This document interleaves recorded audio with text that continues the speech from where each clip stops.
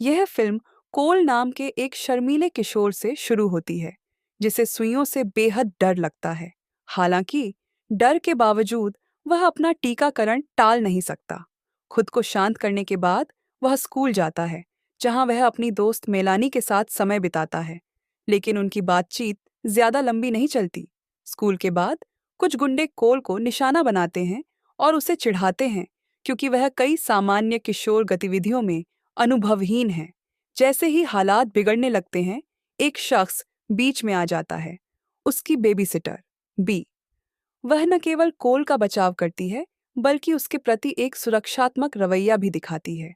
बाद में कोल अपने माता पिता से बातचीत करता है, जहां उसकी माँ उसे दिलासा देती है कि यह दौर अस्थायी है और समय के साथ चीजें बेहतर होंगी।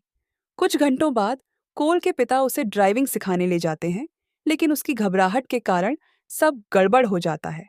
उसे खुश करने के लिए वे डोनट्स लेने रुकते हैं। घर पहुंचकर कोल इंटरनेट पर कुछ अनजाने शब्दों के बारे में रिसर्च करता है और देर रात तक जागता रहता है, जिससे अगले दिन स्कूल के लिए वह पूरी तरह थका रहता है।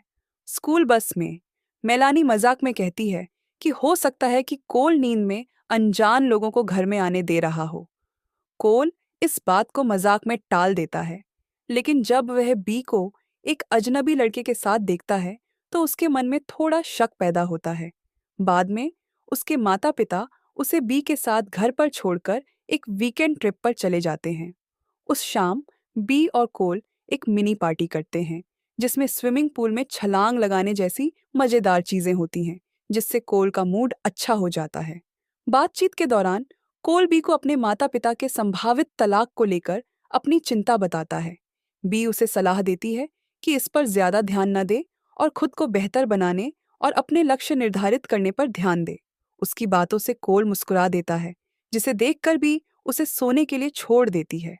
सोने से पहले कोल मेलानी को कॉल करता है, जो एक बार फिर इशारा करती है कि बी उसके सोने के बाद कुछ अजीब कर रही है। सच्चाई जानने के लिए कोल सोने का नाटक करता है, लेकिन नीचे से कुछ अजनबी आवाजें सुनकर जाग जाता है। झांक कर देखने पर वह देखता है कि बी कुछ लोगों के साथ बैठी है। मैक्स, एलिसन, जॉन, सोनिया और सैम्यूएल, वही लड़का जिसे कोल ने पहले बी के साथ देखा था। वे ट्रुथ और डेयर खेल रहे होते हैं और बी को सभी को किस करने की चुनौती दी जाती है। वह आत्मविश्वास से सबको किस करती है, लेकिन जब सैम्यूएल की बारी आती है, तो माहौल अचानक भयानक हो जाता है।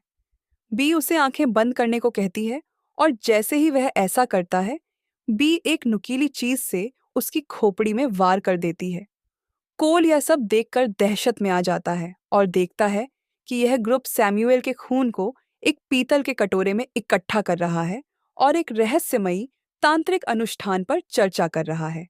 घबराकर कोल समझ जाता है कि उन्हें एक निर्दोष इंसान का खून चाहिए, यानी उसका।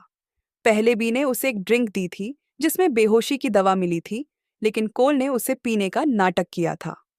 जब ग्रुप कोल के खून की कुछ बूंदें निकालकर छोड़ देता है, तो कोल तेजी से भागने की योजना बनाता है। वह एक रस्सी की सीढ़ी बनाता है, लेकिन जैसे ही वह खिड़की से बाहर निकलने की कोशिश करता है, पी लौट आती है और उसके इरादों पर शक करने लगती है। खून की कमी के कारण कोल बेहोश हो जाता है और जब जागता है, तो खुद को कुर्सी से बंधा हुआ पाता है। बी उससे पूछती है कि उसने ड्रिंक क्यों नहीं पी।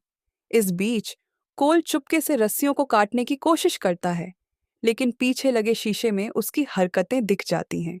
जब बी को शक होता है, तो कोल बहाने बनाने की कोशिश करता है और कहता है कि उसे लगा कि वे खून विज्ञान प्रयोग के लिए ले रहे हैं। सोनिया, जो सहानुभूति दिखाती है, उसे छोड़ने पर विचार करती है, लेकिन तभी पुलिस आ जाती है। मैक्स तेजी से एक पोल उठाकर पुलिस अधिकारी को मार देता है। हालांकि मरने से पहले पुलिस वाला अपनी बंदूक चला देता है। ग्रुप घबरा जाता है और अगले कदम के बारे में सोचने लगता है। इस बीच मैक्स पुलिस रेडियो उठाकर शांत स्वर में डिस्पैच को सब ठीक होने का आश्वासन देता है, जो सरप्राइजिंगली काम कर जाता है और उन्हें कुछ समय मिल जाता है। कोल जानता है कि खतरा अब भी टला नहीं है। वह भागने की कोशिश करता है, लेकिन एक पीछा करने वाला जाल में फंस कर मारा जाता है। मैक्स कोल का पीछा करता है, लेकिन कोल उसे चकमा देकर एक खिड़की से बाहर कूद जाता है। छिपने के लिए वह एक शेड में जाता है, लेकिन वहां सैमुअल की लाश पड़ी होती है। खुद को बचाने के लिए कोल एक बड़ा पटाखा उठाकर बेसमेंट में चला जाता है। वहां सोनिया पहले से ही उसका इंतजार कर रही होती है।